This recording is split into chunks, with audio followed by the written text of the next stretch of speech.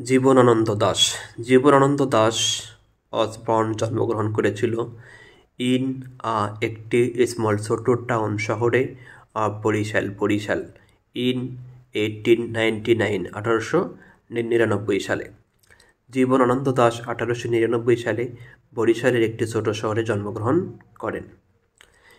সে টুক নেন তাহার মাস্টার্স অথবা স্নাতকোত্তর ডিগ্রি ইন ইংরেজিতে অ্যাট দ্য এজ বয়সে অফ 22 22 বছর বয়সে তিনি ইংরেজি বিষয়ে স্নাতকোত্তর ডিগ্রি নেন।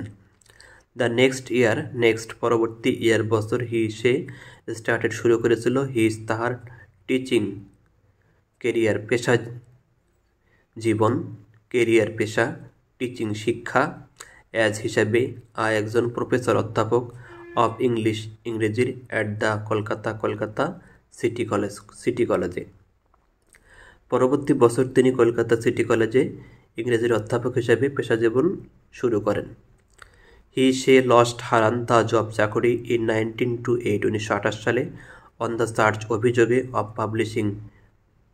পাবলিশিং প্রকাশ করার পোয়েম কবিতা ইন দ্য পরিচয় পত্রিকায়। 1928 সালে পরিচয় পত্রিকায় কবিতা ছাপানোর অভিযোগে চাকরি হারান। বাট কিন্তু 2 বছর আফটার পরে সে যোগদান করেছিল দ্য রামজশ কলেজে দিল্লিতে, যদিও রিটার্ন ফেরত এসেছিল টু তাহার প্লেস অফ বার্থ জন্মস্থানে দ্য নেক্সট ইয়ার পরবর্তী বছর। কিন্তু 2 বছর পর তিনি দিল্লির রামজশ কলেজে যোগদান করেন, যদিও পরের বছরই তার জন্মস্থানে ফিরে আসেন। সে পেলেন একটি অ্যাপয়েন্টমেন্ট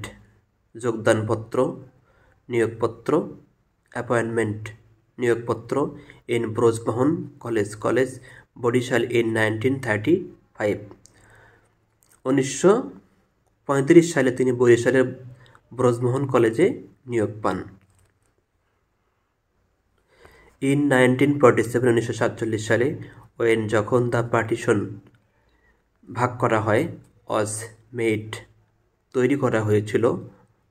হয়েছিল, জীবনানন্দ দাশ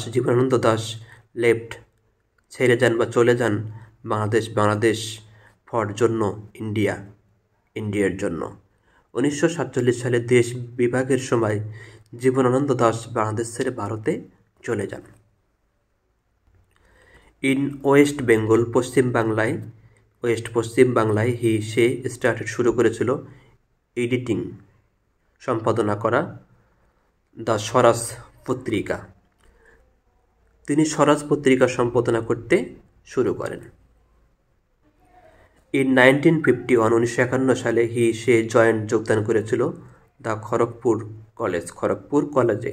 1951 সালে তিনি খড়গপুর কলেজে যোগদান করেন। সে অ্যাওয়ার্ডেড পুরস্কার পেয়েছিল রবীন্দ্র পুরস্কার ইন 1953 1953 সালে। 1953 সালে তিনি রবীন্দ্র পুরস্কারে ভূষিত হন।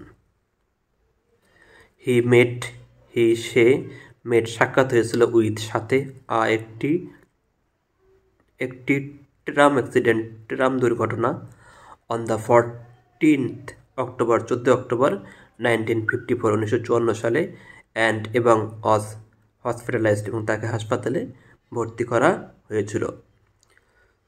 14 অক্টোবর 1954 সালে তিনি এক ট্রাম দুর্ঘটনার শিকার হন এবং তাকে হাসপাতালে ভর্তি করা হয়।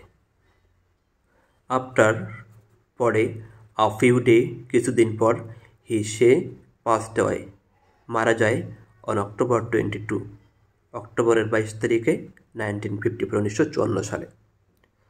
অল্প কিছুদিন পর 1954 সালের 22 অক্টোবর তিনি পরলোক গমন করেন।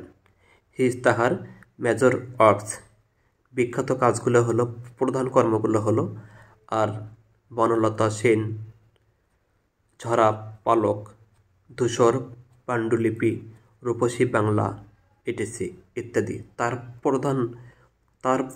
প্রধান কর্ম হলো বনলতা সেন, ঝরা পালক, ধূসর পাণ্ডুলিপি, রূপসী বাংলা ইত্যাদি।